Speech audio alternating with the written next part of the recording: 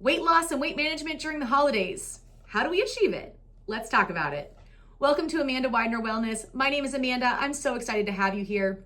On this channel, we talk about all things weight loss, weight management, tools like GLP-1s, fitness, nutrition, and everything in between. Before I get into today's topic about weight loss and weight management during the holidays, I do have a disclaimer. I am not a doctor or a healthcare provider. And while I am a personal trainer and group fitness instructor, I am not your personal trainer or group fitness instructor. So please speak with your doctor and healthcare team before making any changes to your diet, exercise, or medication regimen. Everything on this channel is based solely on my personal experiences and opinions. Okay, with that disclaimer out of the way, let's talk about weight loss and weight management during the holidays. How do we achieve that? Can we achieve that? Yes, you can. And I am actually a personal living example of the fact that you can do that. I started my current wellness journey November of 2024, the week before Thanksgiving. And here I am early December 2025, and I am down 104 pounds.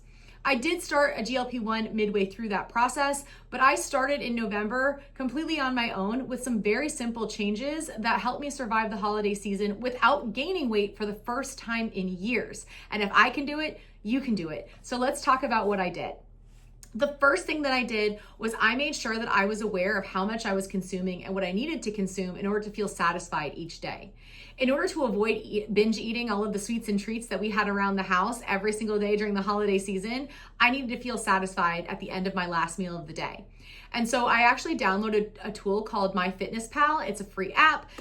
There's a paid version and a free version, and I personally just use the free version. I can log in every single food item that I have. I can put recipes in there. So if I want to know how many calories are in my cookies, I put all of the ingredients, how many cookies it made, and it calculates it for me. I can save that into the app. And now that I'm further into my journey, so if you're already on your wellness journey, you can use that in a little bit more advanced way of tracking your macros, of seeing if you're hitting your protein or fiber goals. And if you're not sure what your calorie, fiber, or protein goal should be each day, I highly recommend reaching out to a dietitian. If you're lucky enough to have healthcare insurance, many insurance companies will offer you a free dietitian appointment or two in your year. So it's something that you can look into. Many telehealth companies also have dietitians on hand. I highly recommend reaching out to a dietitian versus a nutritionist. Dietitians are specialists who are highly educated in the science of nutrition, and they're able to personalize plans to you and your needs, whereas nutritionists are a little bit more general and they have a much shorter education where they received a certificate in nutrition. It's less scientific based and more generalized. So I use MyFitnessPal and a dietitian to figure out where my calories should be. I was able to put in MyFitnessPal my age, height, weight, and activity level, and it calculated it. I confirmed that with a dietitian, and then we came up with a plan for my less active days and my more active days. Because as a fitness professional, I am very active on some days, but on my days off, I'm not super active. I am now. Now I go for a walk every single day, and I also add some strength training on my days off. But when I first started, if I was not teaching classes that day or working with a client that day, I was very inactive. And so we made plans for how much I could consume on each of those days in order to be in a calorie deficit to hit my goals. So once I knew what I should be eating or how many calories I could have, I started tracking. Tracking was a really great resource for me because it allowed me to eat the things I wanted during the holiday season, but stay in moderation. And moderation is something that I didn't fully, excuse Chester. This is Chester. Emma just walked by a minute ago. My cats have a mind of their own and they like to enter my videos. Anyway, moderation is something that I could always talk to my clients about, but it's not something that I ever fully practiced before this current wellness journey. I was very much an all or nothing girl. So I would either completely restrict myself from enjoying the foods that I wanted to have, or I would way overindulge in them, causing me to come out of my calorie deficit, oftentimes into a calorie surplus, which led to weight gain. And so this time I wanted to make that change. So by tracking what I was consuming and seeing how many calories it was, I was able to say, oh, I'm getting really close to my calorie goal for the day. I don't want to go past that because I still want to lose weight. What can I swap out that's a little bit healthier where I'm still feeling full, but I can still have the cookie I want later? And so some of the swaps that I made early on was I was swapping out butter for cooking spray. I was swapping out higher fat meats for lower fat meats. So one of the big changes that I did during the holiday season last year was instead of eating a lot of ground beef and things like chili and spaghetti sauce, I swapped it for a low fat ground turkey. To me, the taste is very similar in those recipes, but I was saving a lot of calories and I was reducing a lot of fat in my diet that I was consuming before that I wasn't really aware of till I started tracking. So tracking my calories made a huge difference going into the holiday season last year.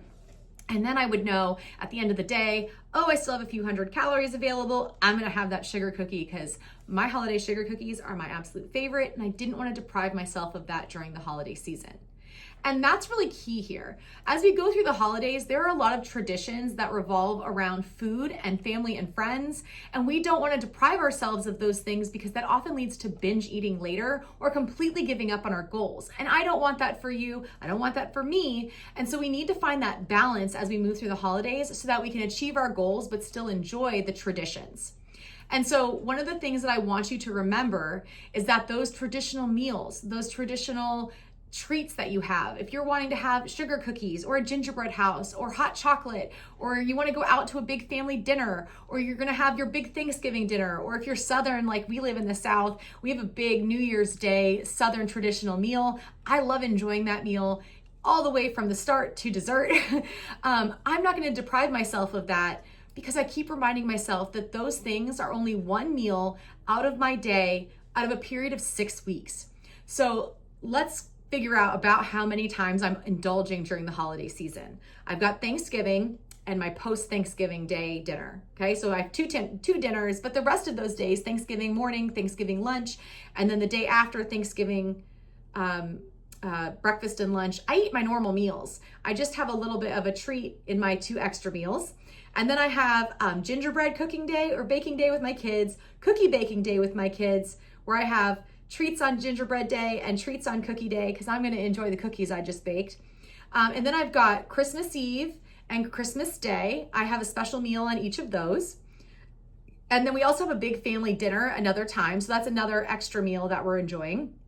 Again, on all of these days, my other meals throughout the day will remain the same as a normal day. So this is just a single meal on each of those, or a treat in the case of the gingerbread and cookie baking day.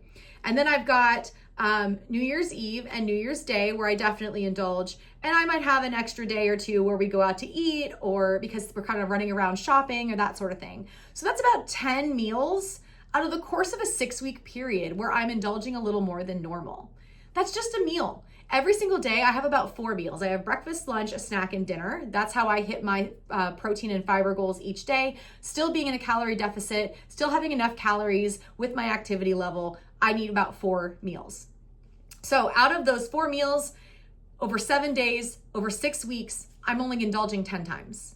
So I'm going to allow myself that. It's only a small fraction of the amount of times that I'm eating over that 6-week period. And by not going over and not throwing in the towel and saying, well, it's the holidays, I'm going to eat whatever I want, whenever I want, I'm able to maintain a calorie deficit in the grand scheme of that 6 weeks, which allows me to hit my goals. And my goal is to lose a little bit of weight this holiday season. Next year, I will hopefully be in maintenance, and my goal will not to be lose weight. My goal will be to maintain the weight that I'm at. And I will do the same thing, but I might be eating a little bit more each day because I'll no longer be in a calorie deficit. Or maybe I'll allow myself to have an extra cookie each day because I will not be in a calorie deficit, I'll be in maintenance, right? So your calorie goals change as your height, weight, age, activity level, and where you are on your journey changes. So don't deprive yourself of the sweets and treats and traditions because they're only a small fraction of that time.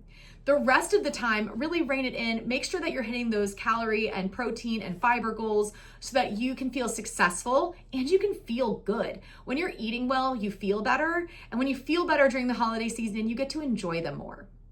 The other thing that we want to do during the holidays is maintain being active. Being active actually allows us to burn calories, which gives us a little bit more space to enjoy those foods, those treats each day. So if you're burning an extra 200 calories by going for a nice long walk each day, maybe that allows you the space to have that extra cookie or to go back and have an extra helping of cheese and crackers, right?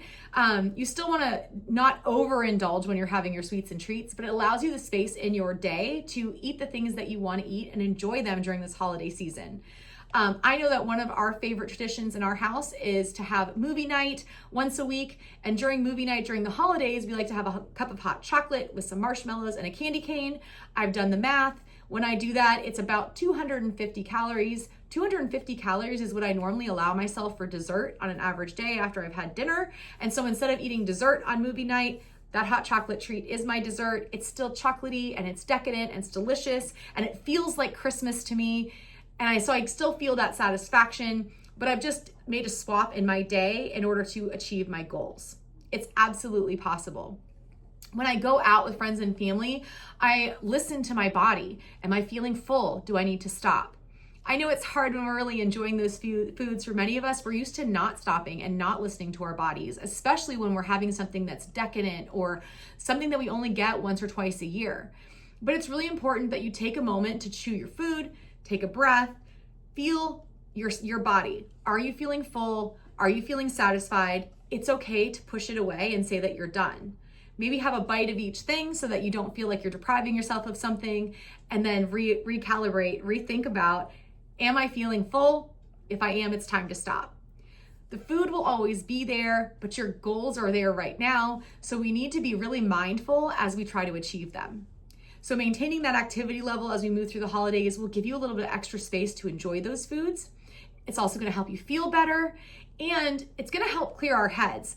Exercise helps to boost endorphins in our body. It makes us happy, but it's also really great for mental health as well as all the other physical things that it does for our body. And for many of us, the holidays can be a tough time. We're seeing friends and family we don't often see. We're trying to run around and get all of our shopping and wrapping our gifts and all of those things done, plus all of the extra parties and events that we have added to our regular schedule. And that can be very stressful. And just by being a little bit more active each day than we usually are, that can boost our mental health and help us get through the holidays with a clear head. Does your activity have to be crazy high? Absolutely not. I know that during this time of the year, my classes tend to be a little slower. My clients tend to ask for fewer meetings. And so my schedule, my load is a lot lighter when it comes to working in the fitness space. And that means that when I come home, all I want to do is bundle up in a nice cozy blanket by the fireplace and just watch a movie. I love a good Hallmark Christmas movie. I'm a sucker for them. And so that's all I want to do during the holiday season. And I have to remind myself that being physically active every day was going to help me achieve my goals. So I'm not going full out, going for a nice long hour plus walk like I might be doing in the warmer months where I'm, ready to exercise and I'm getting all the sunlight that I need. But maybe I'm going to go out for a 20-minute walk after each meal, and that will get me my hour every day. That's actually where I was a few months ago. It was still chilly in the area, and I was like, I don't want to go out and walk every day like I have been. So this was early October. We had a cold front come through, and all I wanted to do was cuddle up on the couch and not go out in the cold. So instead, what I did was after each meal, I went out for a 10 to 20 minute walk. At the end of the day, I was at almost an hour, which is my average morning walk the rest of the year. So I was still achieving my step goals. I was just doing it in a different, more achievable way. So maybe that's what you're gonna do. After each meal, you'll go out for a 10-minute walk. If you do that 3 or 4 times a day, that's 30 to 40 minutes of walking. Maybe you're in a climate where going outside is not an option. So instead, you're gonna be more active around the house in a different way. Maybe you're finally gonna get around to cleaning out that closet that you've been avoiding. You'd be surprised how many calories you can burn by picking up and putting away things in a closet and moving them out and moving them around. You actually are doing quite a bit of lifting in that scenario. Or maybe you're gonna go to the local rec center and you're gonna play pickleball or walk the track. Or maybe you're gonna go to the mall and just walk around for a bit and enjoy the sights and sounds of Christmas and the New Year coming up, or whatever holiday that you celebrate. But you're indoors where it's warm, but you can still walk around and get some steps in. And maybe you'll get some shopping done that you need to do. But being a little bit active every day is going to have huge benefits as you move through the holiday season. So don't discount it. It's going to give you that mental boost, it's going to help boost your mood, and it's going to also help you get a little bit of a calorie burn so you can enjoy more sweets and treats over time. So we've talked about calculating our nutrition. We've talked about being more active. We've talked about reminding ourselves that it's only a few meals over the course of a long period of time. And not allowing ourselves to kind of compromise the rest of our plan and our journey just because of 1 or 2 meals, right? That's really the most important thing. Remind yourself that you are human. Humans make mistakes. And if you're allowing yourself a mistake, and I put that in quotation marks because enjoying a meal or indulging in the holidays is not a mistake. It's living your life, right? But you are human and you are allowed to do that for 1 or 2 meals, or to do that at the end of the day. Enjoy the holiday season. Just account for it in other parts of your journey over the next few weeks. Okay. And then I want you to remember that if you do go over and you end up in a calorie surplus, that's okay too. You're human. This is a long marathon in the grand scheme of things. So instead of zooming in at today and saying, oh, I messed up today, I guess I'm all done, I can't get through the holidays without messing up, I'm just going to throw in the towel on this plan, zoom out and see the greater picture. If I had done that last year and thrown in the towel, I wouldn't be where I am today, 104 pounds down, almost to my maintenance goal. So what I did instead was, if I ate a little bit more than I had planned to, I indulged a little bit more, I forgave myself, I said I was enjoying the holidays, and I moved on to the next meal like I normally would. And I want you to do the same. If you're here 16 minutes into this video, we are friends, and my friends are not allowed to talk badly about themselves. So forgive yourself and say, it's okay, I'm human. I'm on a journey, not a race.